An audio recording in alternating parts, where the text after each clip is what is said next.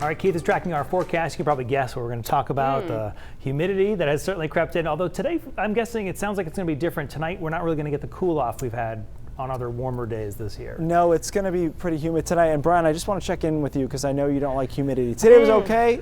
I'm doing fine. Okay. It's early enough in the season. I'm not going to complain. Okay. He's doing great. Yeah. And I told him he can have a treat if he doesn't complain. Oh, So that's he's doing good. Things are working out. What is that? An extra carrot stick or something like that?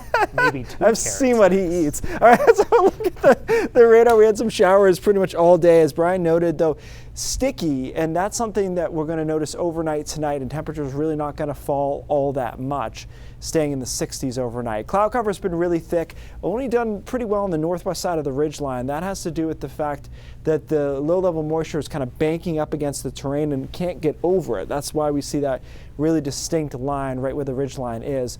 Maybe some late clearing we're seeing into Oxford County. We might get some of that into York and Cumberland County. Sometimes in these situations you have a very late in the day clear.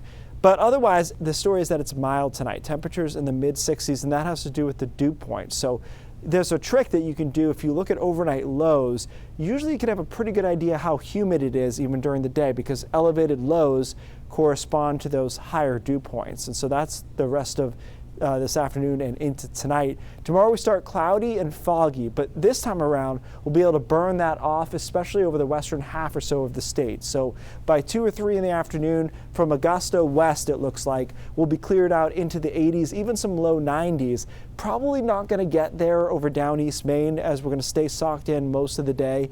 Temperatures there around 70 degrees. And then the areas that see that heat and humidity with the sunshine will be popping up some thunderstorms in the afternoon. The models have gone back and forth a little bit on, is this a line? Is it just individual thunderstorms? But we know there'll be storms out there in the afternoon into the early evening, and some of them could be strong to severe, again, over western Maine and into New Hampshire. So we'll keep an eye on that. Some of them could be on the stronger side. Things settle down. We go back to another sticky night tomorrow night, and then we start to clear things out on Friday as the air mass dries out. It's breezy on Friday, but at least the southern half of the state is really bright, and temperatures in the upper 70s to low 80s. I do think because of the way that low sits, we're probably struggling over Aroostook County on Friday, but that's the exception. Most of us will be in good shape to end the work week.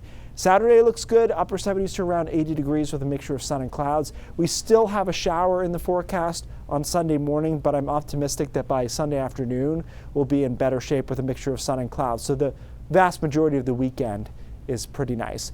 Still a signal out there for some heat as we head into next week. Monday and Tuesday especially look really warm to me. Can we hold it longer than that? The latest models have a front come through Tuesday afternoon, Tuesday night that sweep us back down to about 80. So we'll see, but I think we're getting at least 2 days of heat in there.